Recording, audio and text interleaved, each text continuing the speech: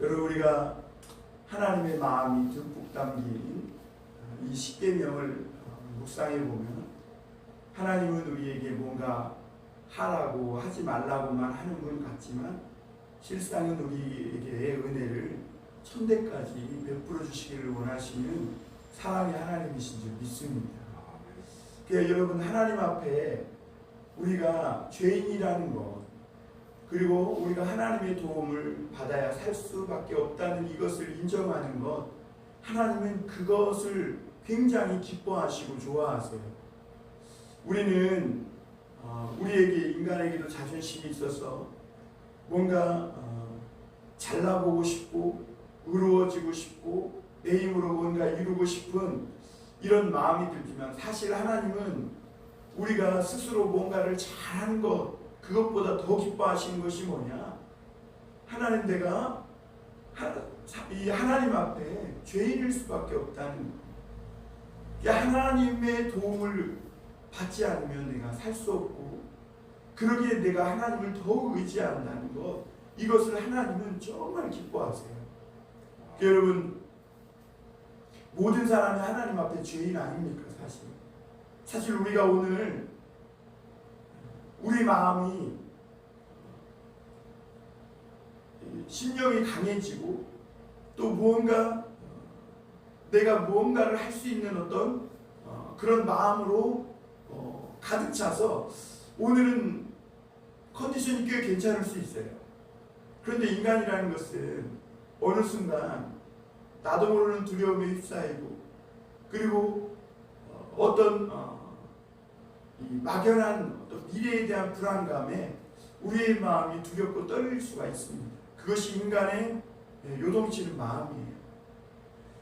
그런데 그런 마음을 하나님께 가지고 나아가서 하나님의 도움을 구하고 기도하는 것.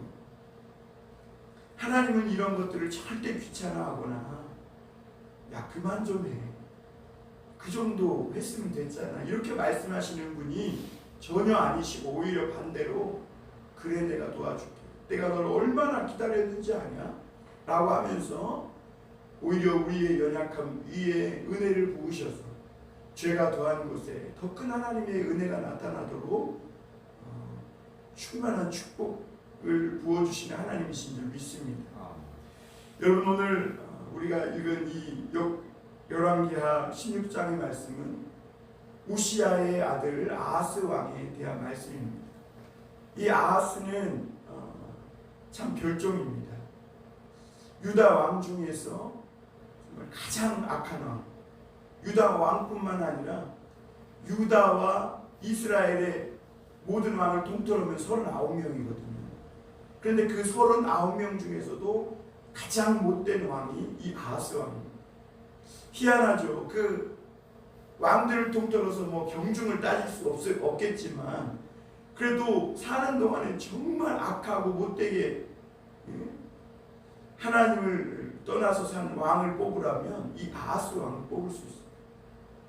그런 이 아하스는 하나님을 안 믿은 정도가 아니라 하나님을 떠나서 그 산당에서 예배하는 것들을 다른 왕들은 패하지 않았다고 표현하지만, 이 왕은 산당에서 제사하는 것을 장려하고, 그리고 여호와의 성전 안에다가 이방신들과 바알의 제단들을 세웁니다.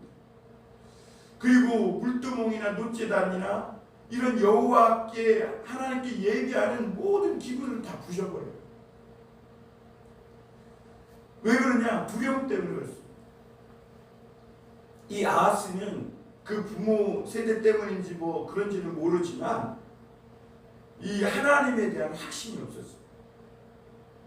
이 하나님을 믿으면 그가 하나님께서 인도해 주신다는 이런 확신이 없다 보니까 과감하게 여호와의 신앙을 떠나서 흰놈의 골짜기에서 분향하고 제사할 뿐만 아니라 어느 정도까지냐면 자기 아들을 불사르게 그 불 가운데로 지나가게 했다는 겁니다. 이게 무슨 말이냐면 그냥 마술쇼를 하는 게 아니라 자기가 믿는 하나님보다 자기를 치고 공격하는 저 아람 왕 다메섹의 신이 훨씬 더 좋아 보이는 거예요. 힘이 세 보이는 거예요. 그게 하나님을 버리고 우리도 저 아람 다메섹이 섬기는 신을 섬기면 우리도 저렇게 강해지겠구나 해서 다메섹의 몰렉신을 섬기는데, 이 몰렉신은요 사람을 불 가운데 태우는 인신제사를 드렸습니다. 그런데 이 아하스가 지금 자기 아들을 불 가운데 지나가게 했다는 것은 바로 그런 인신제사를 드렸다는 거예요. 여러분, 이 부모라는 게 아무리 종교가 무섭지만 아무리 그래도 아들이 죽게 되었어도 아들을 살리고 부모인 내가 죽겠다고 하는 게 정상 아니에요.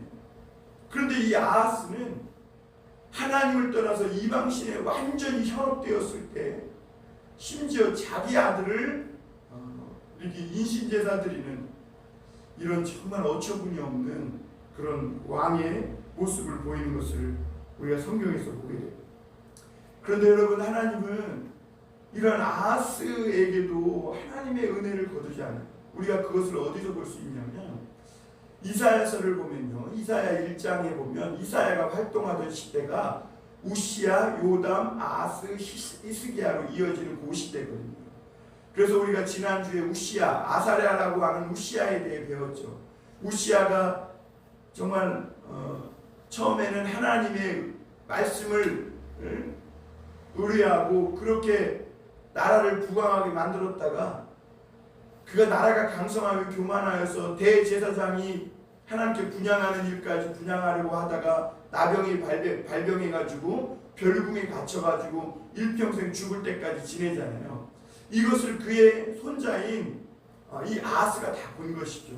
그리고 요담이 왕이 돼서 나라를 통치하지만 사실은 별궁에 있는 그 아사랴가 섭정을 하게 되는 이런 일들을, 이런 것들을 보면서 아마 오늘 이 아하스는 하나님에 대한 그런 확신을 갖지 못하고 이방신을 따르게 되는 이런 죄악, 그래서 이스라엘에 범죄하는 길로 갔다고 오늘 표현하고 있습니다.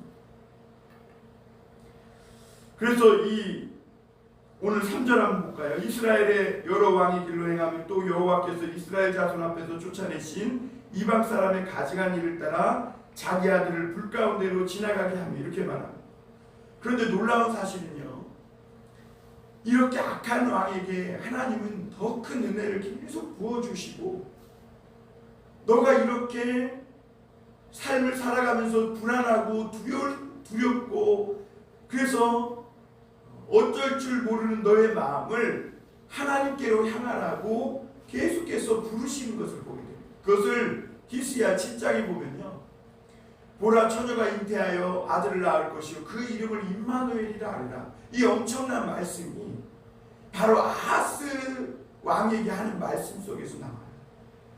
하나님은 선지자를 보내가지고 아하스에게 이 아람의 위쪽에 이 왕들의 공격으로 인해서 두려워 떠는, 거기 보죠, 5절에 보면 아람의 왕 르신과 이스라엘 왕 르말리아의 아들 베가, 그러니까 아람과 이스라엘 왕 베가가 힘해가지고 이 유다를 칩니다. 이 유다를 쳐요. 그래 유다가 엄청난 타격을 받습니다. 오늘 여기서는 에워쌌으나 능히 이기지 못하니라 그랬잖아요. 근데 이것은 왜 그러냐면 유다가 하도 공격을 당해서 어려움을 당하니까 오늘 그 밑에 있는 말씀대로 7절을 보면 아하스가 어디를 의지합니까? 아수르 왕 디글랏 빌레셋을 의지해요. 그래서 하나님께로 가는 게 아니라 아수르 왕 디글랏 빌레셋에게로 가는 거예요. 그러니까 지금 유다를 중심으로 아람과 이스라엘이 굉장히 강국입니다. 그리고 지금 신은 강국이 일어나고 있는데 그게 어디냐면 아수르예요. 그러니까 이 유다가 강력한 아람과 이 이스라엘이 연합을 해서 유다를 치니까 감당을 못하는 거예요. 그래서 아들도 죽고 이 유다에 엄청난 많은 사람들이 잡혀가요. 다메섹으로. 그때 이 유다의 왕 아하스에게 하나님이 이사야에 보면 선지자를 보내서 왕은 두려워하거나 떨지 말고 징조를 구하라고 얘기합니다. 하나님께 징조를 구하라. 그랬더니 이 아하스가 하나님께 자기는 징조를 구하지 않고 하나님을 시험하지 않겠다 그래요. 근데 겉으로 보면 그 말이 굉장히 신앙 있는 것처럼 보여요. 그런데 결국 그 말에 밑바닥에 깔린 의중은 뭐냐면 자기는 하나님을 의지하지 않겠다는 거예요. 그리고 누구를 의지합니까? 아수르 왕 디글랏벨레셀에게 사람을 보내 그 왕을 의지하는 거예요. 그런데 역대하 28장에 보면 이 아람과 이스라엘의 공격을 받을 때 이 유다가 디글랏벨레셀의 도움을 받기 위해서 어떻게 하냐면요, 이 여호와의 성전에 있는 기명과 왕궁에 있는 모든 기구들을 탁탁 긁어다가 이 아수르 왕 디글랏벨레셀에게 갖다 바치고 도움을 청해요. 그래서 이 아수르 왕이 조금 도와주는 것 같지만 역대하 28장에 보면 아무 유익이 없었다. 아무 유익이 없었다. 그렇게 자기의 성전, 그러니까 여호와의 성전에 있는 거, 자기 왕궁에 있는 거, 이런 거 다 긁어다가 바쳤음에도 불구하고 아무런 도움이 되지 못하니까 어디에 더 매달리게 되는 거예요? 이방신에게 매달리고.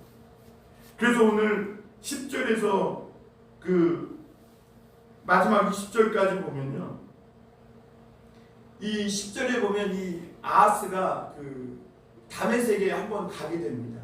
근데 여기서 다메섹에 가게 되는 이유가 거기에 많은 유다 백성들이 잡혀갖고 그랬거든요. 그래서 다메섹에 가서 보니까 아람의 제단이 엄청나게 커 보이는 겁니다.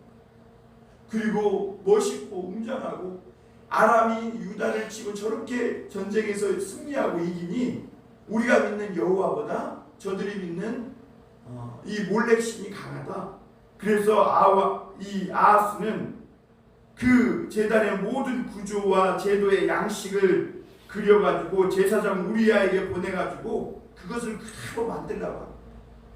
그리고 중요한 제사들을 다 거기서 드리게 하고, 여호와의 제단은 부셔내고 떼어내가지고 한쪽 구팅이에 두고 흑장망청 아무렇게나 사용하겠다고, 자기가 무슨 여호와께 물을 일이 있을 때만 잠깐 쓰고 버려두겠다고 이렇게 아주 하찮게 취급하는 것을 보게 됩니다.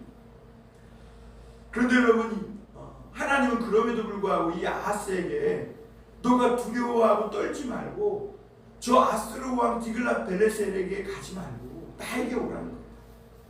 징조를 구하라는 거예요. 왜 구하지 않느냐는 겁니다. 그런데 이 아하스는 계속해서 자기는 하나님을 믿지도 않고 하나님께 구하지도 않겠다. 그런데 이 선지자가 그 아하스에게 뭐라고 말하냐면, 아까도 말씀드렸지만, 보라, 처녀가 잉태하여 아들을 낳을 것이요 그를 임마누엘이라 하리라. 여러분, 임마누엘이 뭐예요? 하나님이 나와 함께 계시다. 그러니까 하나님께서 범죄하여 하나님을 떠나고 하나님의 도움이 없으면 살 수 없는 우리들을 향해 하나님이 어떻게 하겠다는 거예요? 임마누엘이 되시기 위해서 직접 찾아오시겠다. 여러분, 우리가 이렇게 하나님께 범죄하고 하나님을 떠났을 때 하나님은 오히려 우리를 하늘의 영광 보좌를 버리시고 찾아오시는 하나님이십니다. 여러분, 그래서 사도 바울은 죄가 더한 곳에 은혜가 넘쳤다고. 그렇다고 뭐 우리가 더 큰 은혜를 받기 위해 죄 짓자, 그런 얘기가 아닙니다. 하나님은 그만큼 우리를 어떻게 하신다는 얘기예요? 불쌍히 바라보신다. 지금도 하나님은 우리의 마음을 두드리고 계시고, 너가 두렵니? 떨리니? 세상 살면서 어디 하나 의지할 데 없어서 자꾸 잘 되는 사람 거 보면서 나도 그 길을 가고자 하는 그런 마음이 유혹이 드니? 그러지 말라는 거예요. 하나님께 나와서 징조를 구해라. 하나님께서 어떤 징조든 못 주겠느냐. 여러분, 이 엘리야도 저 바다 건너편에 손바닥만한 구름이 생기기까지 간절히 하나님 앞에 구했잖아요. 그런데 손바닥만한 구름 생기니까 어때요? 됐다. 하나님께 징조를 구하세요. 세상에 살면서 우리가 죄인이고 우리가 연약하고 허물이 많아요. 하나님도 그걸 아세요. 우리가 그 연약함을 가지고 하나님 앞에 가지고 나가 징조를 구하고 기도하는 걸 또 하나님이 보시고 아우 귀찮아. 또 그렇게 내가 체험하게 해줬고 경험하게 해줬는데 또 구하니?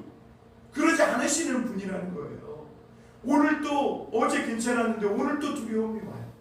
어제 믿음이 좀 있는 것 같은데 오늘 또 내 믿음이 약해져서 하나님이라는 존재가 전혀 느껴지지 않아요. 어제는 내가 주님의 말씀의 길로 가는데 승리한 것 같은데 오늘은 또 넘어졌어요. 그래도 하나님은 그러면 또 나와서 구하라는 거예요. 하나님이 그렇게 하나님 앞에 나와서 구하기만 하면 너가 어떤 연약함을 어떤 허물이 있고 주홍같이 지렁같이 너의 죄가 붉을지라도 하나님이 흰눈같이 도말해 주시고 다시 일어서서 걸을 수 있도록 양털같이 희게 흰눈같이 희게 우리를 사하여 주시고 새롭게 세워주시고 회복해 주시는 하나님이신 줄 믿습니다. 그러므로 여러분 오늘 이 아하스처럼 물론 내 삶의 주변 환경이 참 힘들고 그로 인해 내가 위축되고 두렵고 장차 이 일이 어떻게 될 것인지 뭔가를 잡지 않으면 내 마음이 안정되지 않고 불안한 이런 마음을 하나님도 아세요. 그럴 때 더 하나님 앞에 나아가 주님 앞에 그 불안하고 두렵고 떨린 마음을 다 솔직히 십자가 밑에 내려놓고 하나님께서 내가 하나님의 이 징조가 없으면 뭔가 내가 손에 잡히는 것이 없으면 이렇게 믿음이 없고 두려워 벌벌 떠는 존재이니 주님 나에게 내가 무언가를 하나님이 나와 함께 하시고 있다는 이 징조를 주셔서 내가 확신하며 이 믿음으로 더 주님께 가까이 다가갈 수 있도록 인도해 주세요.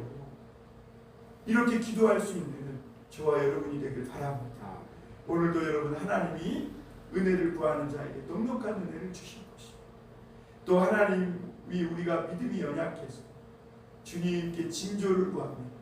하나님은 그 독생자 예수 그리스도를 이 땅에 보내시는 그런 엄청난 놀라운 일을 행하시면서까지 우리에게 우리가 그것을 붙들고 마음 평안히 또 흔들리지 않고 살아갈 수 있는 그런 든든한 징조를 오늘 또 우리에게 주실 줄 믿습니다. 기도하겠습니다.